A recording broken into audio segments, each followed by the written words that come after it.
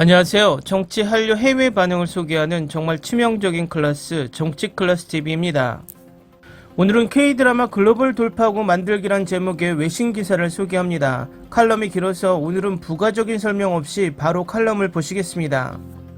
지난달 넷플릭스는 가장 많이 스트리밍된 TV 프로그램 목록을 공개했습니다. 16억 5천만 시간으로 1위를 차지한 오징어 게임도 세계 1위 연속 일수 1위를 기록했습니다.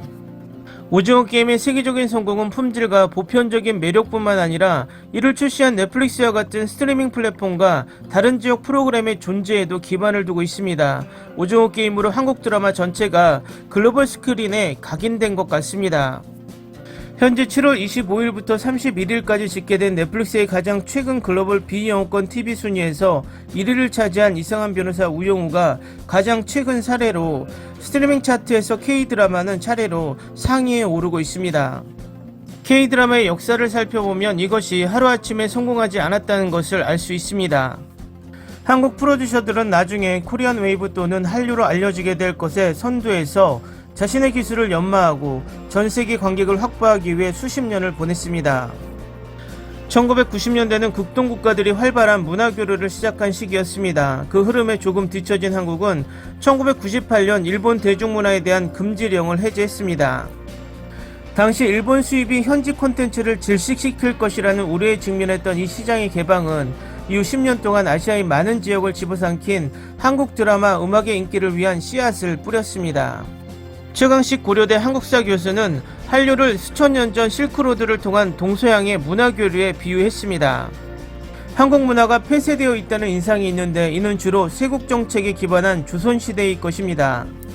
한국 문화는 외부 세계와 적극적으로 접촉하며 창의적으로 진화해왔다고 서울에서 열린 최근 강연에서 말합니다. 그는 한류를 통해 한국이 문화수입국에서 문화수출국으로 변모해 그 나라의 문화를 세계와 공유했다고 덧붙입니다.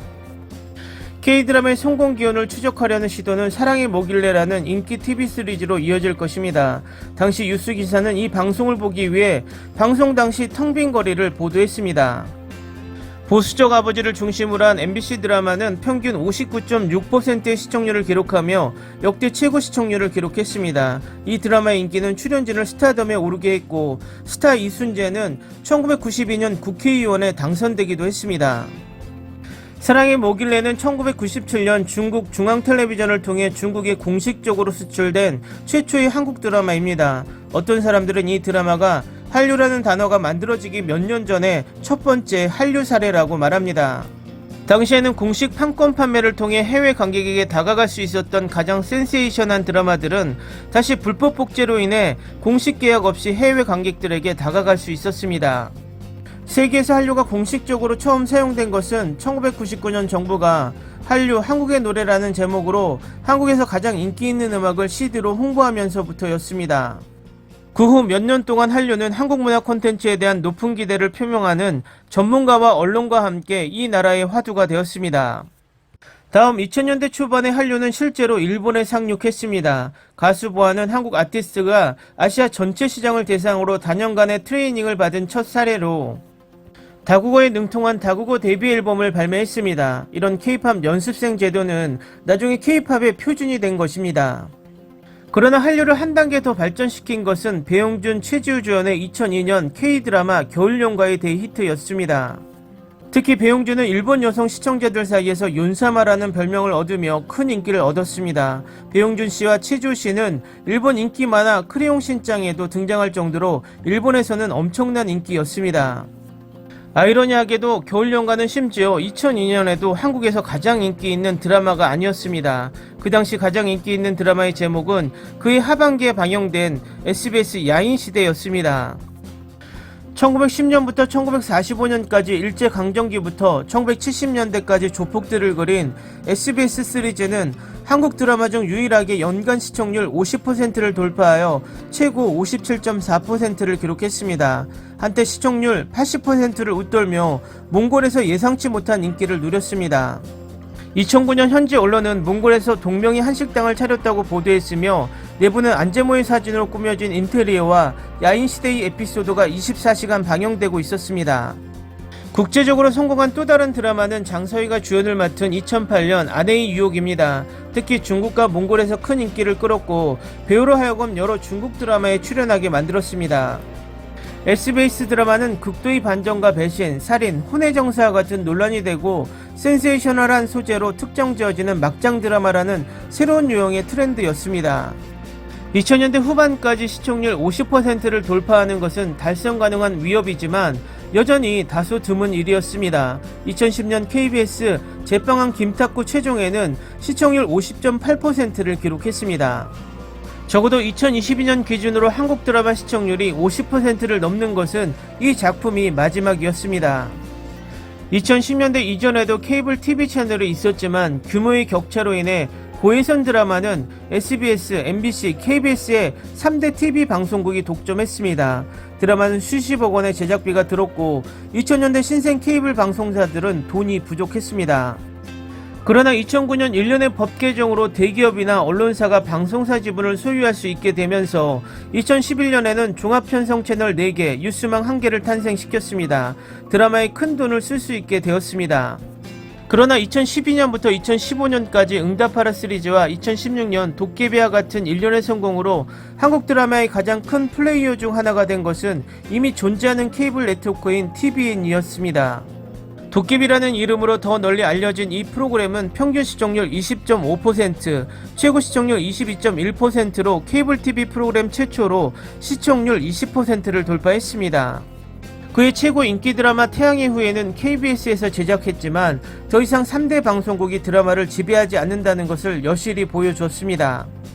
도깨비와 태양의 후예는 모두 아시아의 다른 지역으로 수출되었으며 도깨비는 홍콩, 필리핀, 대만, 일본, 베트남, 캄보디아, 유럽 및 미주 일부를 포함해 12개국 이상의 지역에서 방영되었습니다. 국제적 성공은 당시 한중 긴장으로 인해 한국 콘텐츠를 금지했던 중국 시장에서는 없었습니다. 태양의 후예는 금지 전 중국에 팔려 당시 중국에서 가장 인기 있는 한국 드라마로 기록됐으며 대만과 필리핀에서 리메이크 됐습니다. 올해 이상한 변호사 우영우의 성공은 상대적으로 무명의 한류 배우라도 글로벌 히트작을 해낼 수 있다는 증거입니다. 종전 시청률 1.13%를 기록한 케이블 채널 ENA가 만든 드라마입니다. 우영우는 7월 25일부터 31일까지 집계된 넷플릭스의 가장 최근 글로벌 비영어권 TV 순위에서 1위를 차지하며 플랫폼에서 한국 드라마의 흥행을 이어갔습니다.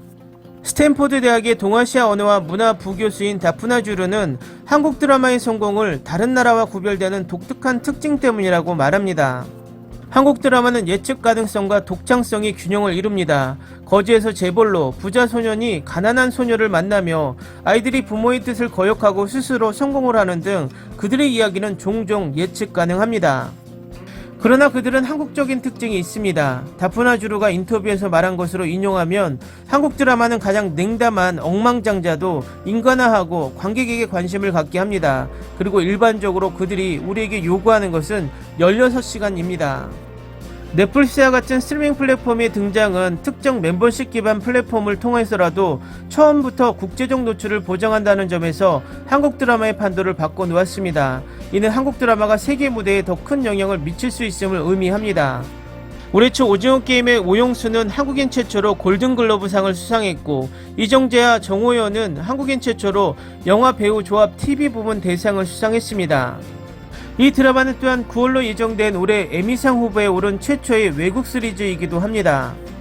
하지만 세계적인 인지도는 차치하고 한국의 드라마의 해외 성공으로 얼마나 많은 것을 거둘 수 있을지가 뜨거운 논쟁거리가 됩니다. 오징어 게임은 전 세계적으로 폭발적인 인기를 얻었음에도 불구하고 IP 권리가 넷플릭스에 있기 때문에 한국 제작자 출연진 또는 제작에 참여한 사람들에게 횡재를 제공하지 못했습니다. K드라마가 전 세계로 뻗어나가면서 지적재산권이 지속적인 성공의 이슈로 떠올랐습니다. 지난 12월 현지 제작 스튜디오는 크리에이터 얼라이언스라고 불리는 것을 출범시키고 IP 보호를 위해 일할 것이라고 발표했습니다. 제작사는 기존 채널의 아웃소싱을 통해 드라마를 제작하는 대신 자금 문제를 해결하기 위해 공동기금을 만들 계획이라고 말합니다. 한국 드라마는 전체적으로 오징어 게임처럼 방송사에서 자금을 조달하고 제작을 현지 스튜디오에 아웃소싱합니다. 시리즈의 IP 권리는 플랫폼에 있기 때문에 지옥, 지금 우리 학교는과 같은 다른 K드라마 히트작의 경우와 마찬가지로 드라마의 대부분의 수익은 넷플릭스가 얻습니다. 지난달 문화체육관광부는 스트리밍 콘텐츠 제작 지원에 총 4조 8천억 원을 투입할 4개년 계획을 발표했습니다. 오징어 게임 수익의 대부분은 지적재산권을 보유한 넷플릭스가 거둬들이고 있습니다. 문화체육관광부 장관은 우리 콘텐츠의 IP를 해외 플랫폼에 양도하는 것을 막을 방법이 있어야 한다고 말합니다. 한국 드라마가 전성기를 누리고 있는 상황에서 한국이 과연 흥행에 성공할 수 있을지 귀추가 주목됩니다. 전체적으로 잘 정돈된 칼럼이고 우리들이 생각할 만한 K드라마의 미래를 생각하게 하는 좋은 칼럼 같습니다. 재밌게 잘 보셨나요? 여러분의 구독, 좋아요, 댓글은 콘텐츠 제작에 큰 힘이 됩니다. 재밌게 보셨다면 꼭 부탁드립니다. 좋은 영상으로 보답해 드리겠습니다. 오늘도 편안한 하루 되시기 바랍니다.